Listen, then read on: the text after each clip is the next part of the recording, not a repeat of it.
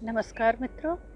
तो आपके लिए पेश है किशोर उपन्यास अद्भुत सन्यासी, पहला खंड अद्भुत बालक के नाम से। आज की सुबह, ओह, कब से इंतजार था इस दिन का। सब शुभ हो। कमरे के बाहर बरामदे पर टहलते, अपने आप से बात करते विश्वनाथ दत्त अचानक रुक गए। पिशिमा, बधाई हो विश्वनाथ। सुंदर और स्वस्थ शिशु ने जन्म लिया है। नैन नक्श दादा जैसे हैं। आपको भी बधाई पीसी माँ, आपको भी बधाई। भुवनेश्वरी कुशल तो है ना? हाँ, माँ बेटा दोनों अच्छे हैं। स्वर्णमयी और हरमोहिनी भी भाई के आने की खबर सुनेंगी तो खुशी से नाच उठेंगी। उन्हें भी बता दो जरा। हाँ। 12 जनवरी 1863 की कपकपाती सुबह, जब पूरा देश मकर संक्रांति का उत्सव मना रहा था, भुवनेश्वरी देवी ने नन्हे प्यारे सुंदर से शिशु को जन्म दिया। गोरा रंग और बड़ी बड़ी आंखें ऐसी कि जो देखे देखता ही रह जाए। पहली बार बेटा होने की खुशी में दत्त परिवार को बधाई देने वालों का तो तांता ही लग गया। एक दिन भुवनेश्वरी देवी पति से पूछ बैठी, आपने शिशु का नाम सोचा है? तुम बताओ। मुझे तो यह शिशु वीरेश्वर महादेव का आशीष लगता है, इसलिए इसका नाम वीरेश्वर रखूं तो कैसा रहेगा?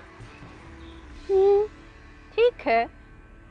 विश्वनाथ दत्त कुछ सोचते हुए बोले, आपने भी तो कुछ सोचा होगा।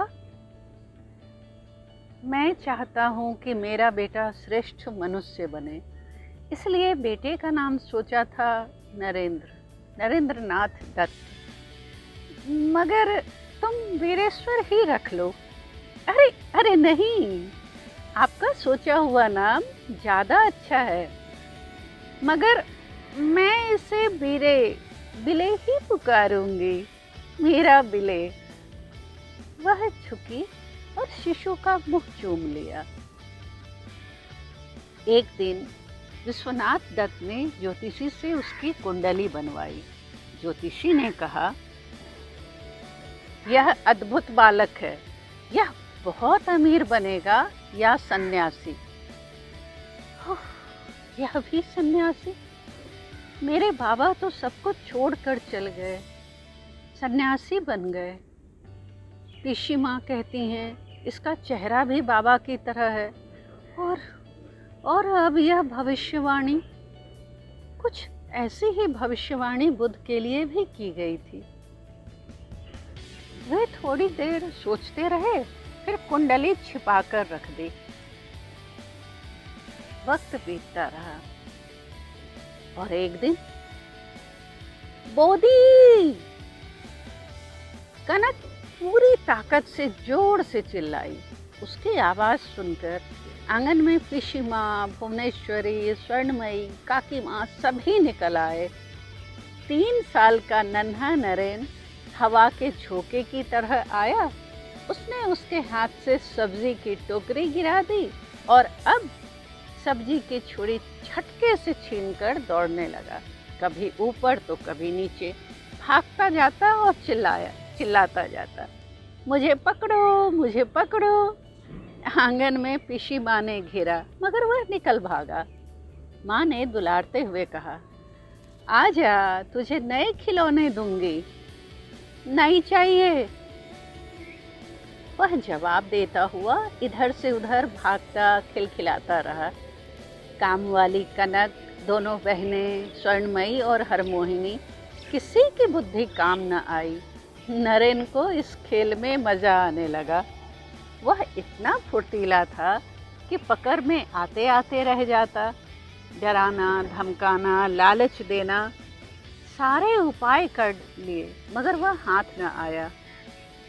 घर वाले परेशान होकर बोले, हाय हाय, इतना जप तप किया तो भी शिव जी ने हमारे घर इस भूत को भेज दिया। बड़ी मुश्किल से माँ ने भतीजे की मदद से उसे पकड़ा और बाथरूम ले जाकर उसके कान में शिव शिव कहती हुई सिर पर पानी डालने लगी। शिव का नाम और शीतल जल सिर पर पड़ते ही नरेंद्र शांत हो चला। माँ बोली, बिले बिले, अगर तुम मुझे तंग करोगे तो शिव तुमसे नाराज हो जाएंगे। सचमुच?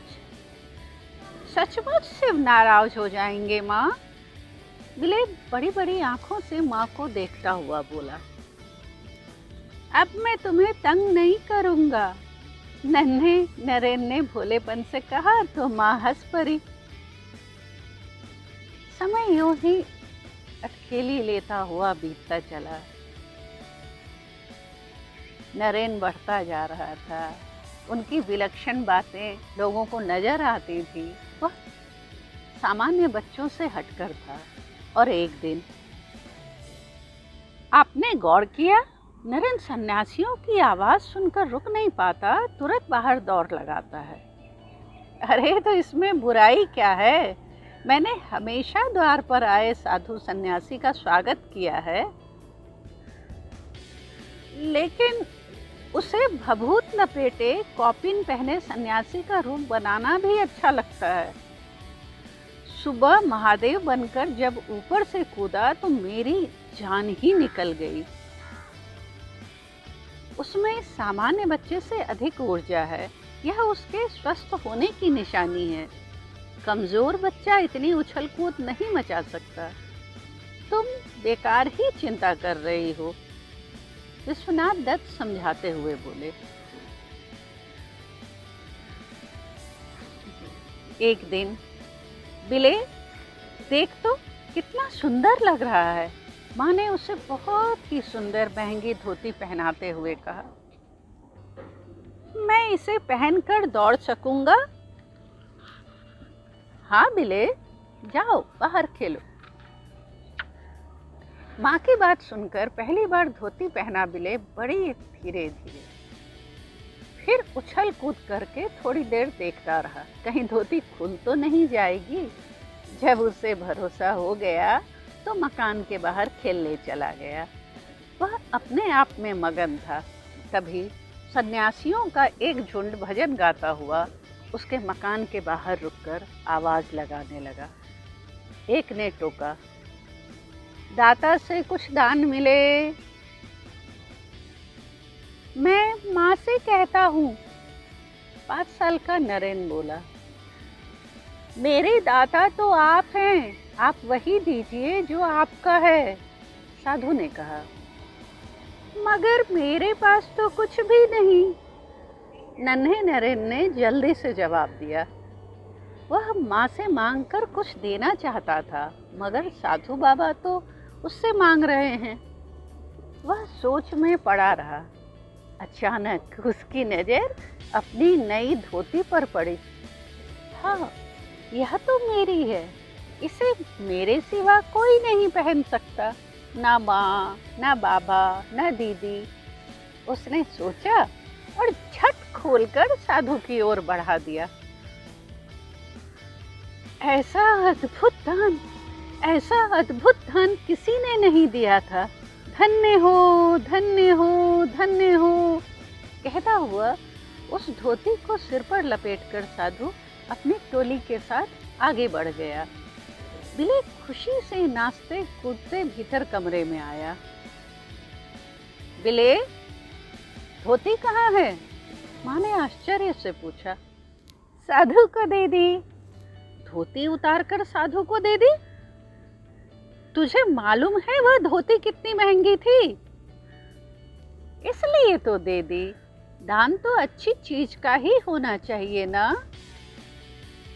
माँ बिले का मुंह देखती सोचती रह गई। इतनी छोटी उम्र और ऐसी बड़ी बात करता है, यह साधारण बच्चा नहीं। उस शाम, आज आपके बेटे ने तो हद ही कर दी, भुवनेश्वर ने पति से कहा। अब क्या?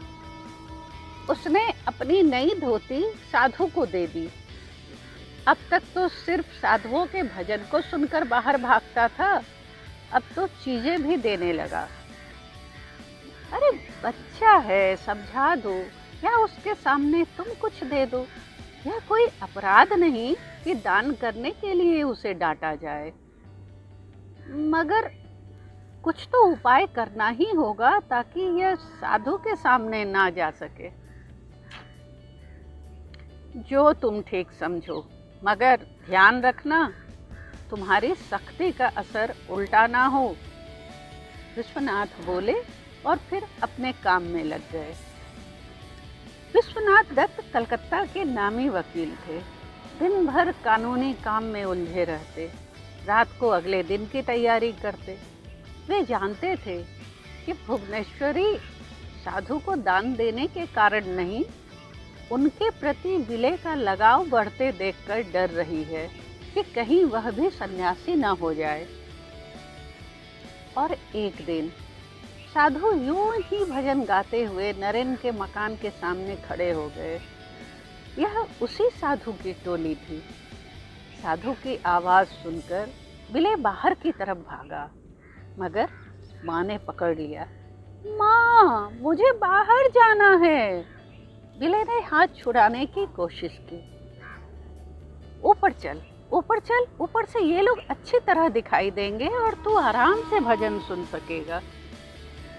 अपनी बातों में उलझाए सीढ़ियां चढ़ाती हुई माँ ऊपर के कमरे में ले आई और बोली, यहाँ से साधु को देख। वह खिड़की से उन्हें देखने और भजन सुनने में मगन हो गया। इतने में उसी साधु ने पुकारा, दाता कहाँ हैं? मैं यहाँ हूँ। नरेन जोर से चिल्लाया। आता हूँ, कहकर वह दरवाजे की तरफ लपका। यह क्या? माँ ने बाहर से कुंडी लगा दी है। वह उदास हो गया और वापस खिड़की से चिल्लाकर कहा, मैं कमरे में बंद हूँ, नीचे नहीं आ सकता। तो साधु निराश होकर लौट जाए, कहकर साधु ने उसे देखा। नरेन के मन में खलबली मच गई। वह इधर उधर नजर दौड़ाने लगा। आहा, कितने तो सामान है यहाँ। वह खुशी से चिल्लाया, रुको, ये लो, ये लो, ये भी लो। कहते हुए वह एक एक चीज खिड़की से फेंकता चला गया। पर्दे, चादर और जाने क्या क्या, जो भी सामान खिड़की की सलाखों से पार किया जा सकता था, उसने सब दे दिया। अब वह खुश था, बहुत खुश। माँ ने जब यह सब देखा तो सिर पर हाथ रखकर बैठ गई। दिए हुए सामान को भला कैसे वापस मांगती। उस दिन से माँ ने कभी उसे कमरे में बंद नहीं किया, बल्कि उसके हाथों साधु को दान दे देती और वह खुश हो जाता। समय यूं ही बीतता रहा। एक दिन की बात है। नरेन, तुम यहाँ बैठोगे? हाँ ठाकुर माँ। तंग तो नहीं करोगे? मुझे माँ से और माँ के साथ बैठकर रामायण और महाभारत की कहानियाँ सुनना अच्छा लगता है। भुवनेश्वरी मन ही मन खुश हुई। विलय में अभी पूजा पाठ के संस्कार हैं। घर पर अक्सर काम से फुर्सत पाकर महिलाएं रामायण या महाभारत की कथा का पाठ करती। कभी कभी कथावाचक और गायक मंडली को भी बुलाया जाता। एक दिन राम कथा सुनाने एक कथावाचक आया। नरेन को राम कथा सुनना बहुत पसंद था। वह चुपचाप सुनता रहा। कथा के बीच में कथावाचक ने नरेन को बहलाते हुए कह दिया, हनुमान जी केले के पेड़ पर रहते हैं। दूसरे दिन सुबह नरेन चुपचाप पास वाले केले के बागान में चला गया। दोपहर हो गई, उसे भूख लगाई, माँ भी याद आई, मगर फिर भी केले के पेड़ के नीचे लंबे समय तक खड़ा रहा कि राम भक्त हनुमान यहाँ जरूर आएंगे। उधर उसकी माँ खोज खोज कर परेशान हो गई। शाम हो गई, अंधेरा घिरने लगा, तो दुखी मन से वह घर लौटा। उसकी आंखों में आंसू थे। माँ ने उसे उदास देखा तो पूछ बैठी, क्या हुआ बिले?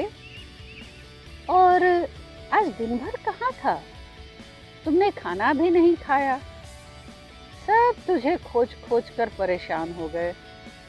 माँ माँ माँ कथावाचक झूठ बोलते हैं।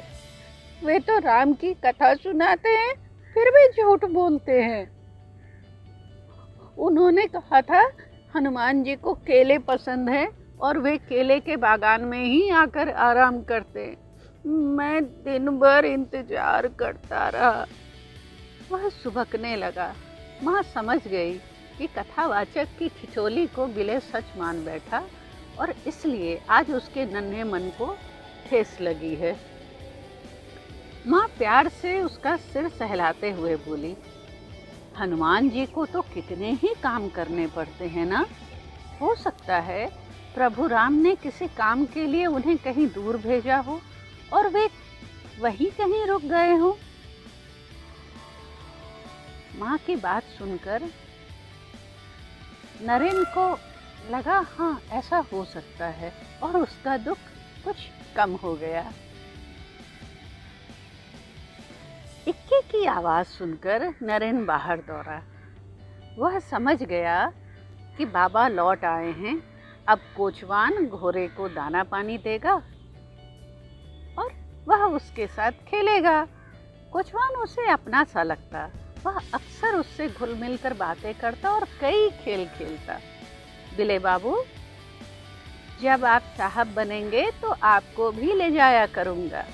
नहीं नहीं, मैं साहब नहीं बनूंगा।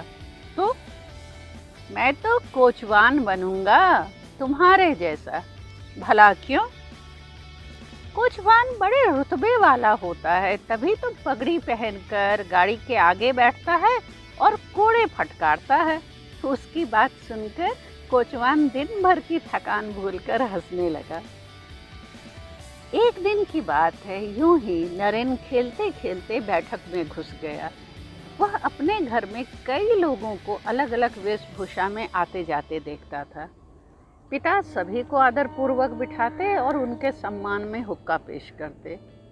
उस समय वहाँ सिवाय नौकर के कोई न था।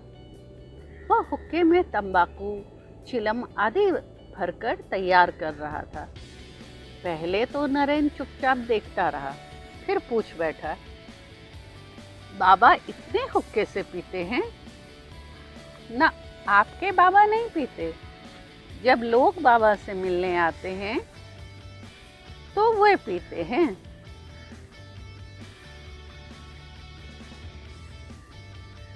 सब एक जाति के थोड़े ही ना होते हैं, तो अलग अलग जाति के लोगों को अलग अलग हुक्का दिया जाता है।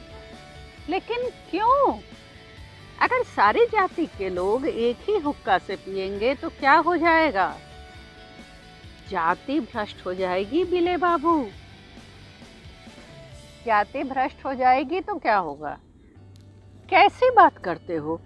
जाति नष्ट हो जाएगी तो बचेगा क्या? नौकर नन्हे नरेन के सवालों से थकने लगा, मगर नरेन कहाँ मानने वाला था। उसने फिर पूछा, जाति नहीं रहेगी तो क्या होगा? क्या वे मर जाएंगे? क्या उनके सिर पर छत टूट पड़ेगी या आसमान टूट पड़ेगा? ओहो, समझ लो आसमान ही टूट पड़ेगा। जाति व्यवस्था खत्म होने की कल्पना से सिहरता नौकर यह कहता हुआ बाहर निकल गया। नरेन ध्यान से देखने लगा। वहाँ अलग अलग डिजाइन के हुक्के रखे थे। वह हर एक को उलट पलट कर देखने लगा, मगर उसे कुछ समझ में ना आया। उसने एक उपाय सोचा। उसने एक एक कर हर हुक्के को मुंह से लगाया, मानो पी रहा हो। इतने में विश्वनाथ किसी काम से वहाँ आए। नरेन को पाइप मुंह में लेते देखकर पूछ बैठे, ये क्या कर रहे हो?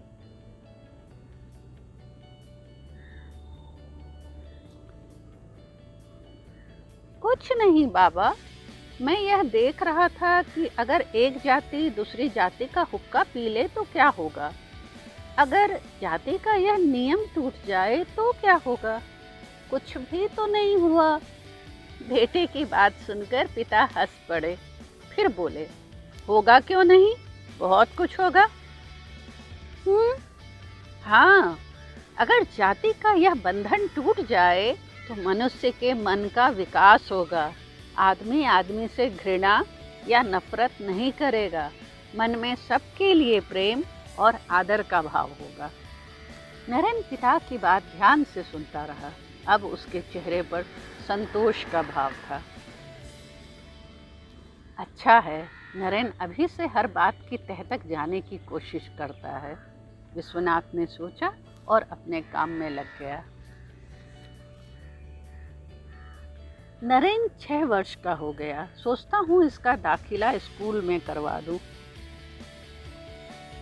तुम क्या कहती हो? हाँ, यह अच्छा रहेगा। भुवनेश्वरी पति की बात से सहमत होती हुई बोली।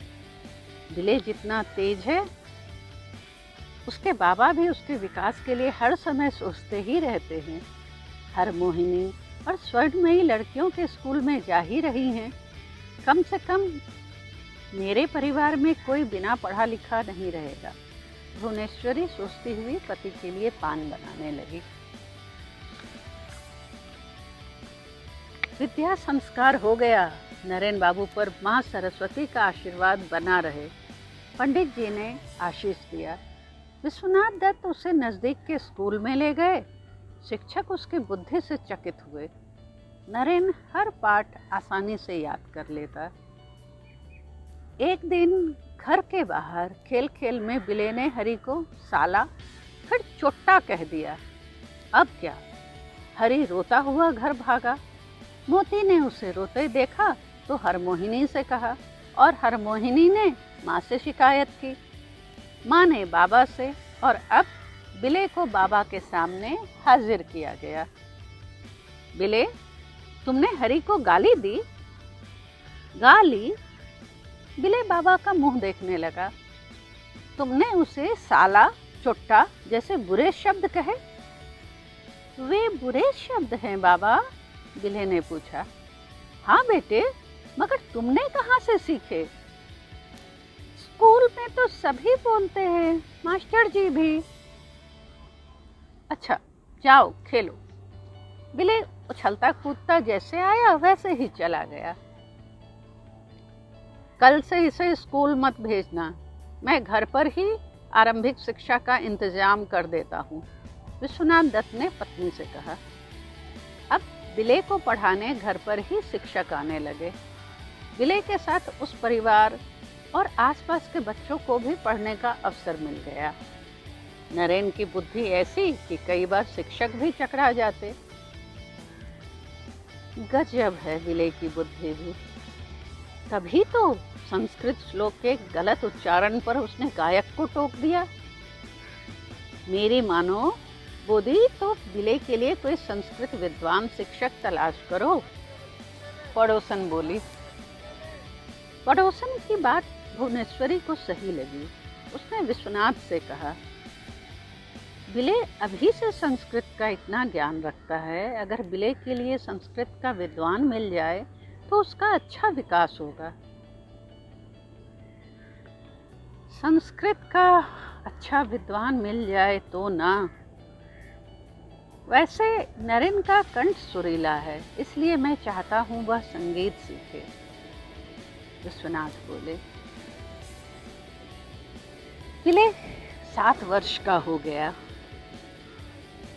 7 वर्ष पूरा हुआ तो उसका दाखिला कक्षा 2 में महानगर के परिषद के स्कूल मेट्रोपॉलिटन इंस्टीट्यूशन में करवा दिया। अब वह वहीं जाएगा, लेकिन इसके पहले उसे पतलून पहनना आ जाए, विश्वनाथ हंसकर बोले। माँ उसे पहनाने लगी तो उससे बड़ी उलझन हुई। बाबा, इसमें पैर बंधे बंधे से हैं, मैं तेज दौड़ नहीं पाऊंगा। नरेन पतलून पहनता हुआ बोला। तो क्या धोती पहन कर जाओगे?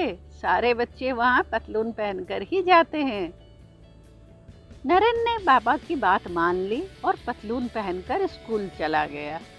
कक्षा में वह बार बार सीट से फिसल जाता। शिक्षक ने देखा तो हंसते हुए बोले, तुम्हें जल्द ही आदत हो जाएगी। छुट्टी के समय खेलने में उसे ध्यान ही नहीं रहा कि कब पतलून पीछे से फट गई। माँ ने उसे धूल में लिपटा देखा तो परेशान हुई। दूसरे दिन फिर नई पतलून पहनाई गई, वह भी फट गई। तीसरे दिन फिर नई पहनाई गई, वह भी फट गई।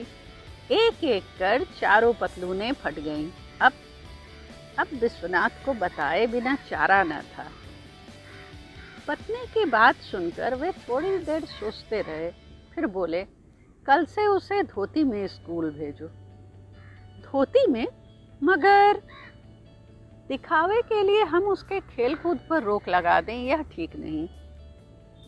विश्वनाथ ने पत्नी को समझाया और नरेन की तो अब पूरी मस्ती हो गई। वह चाहे जैसे भाग दौड़ और उछल कूद सकता था। पढ़ाई में अव्वल रहा ही।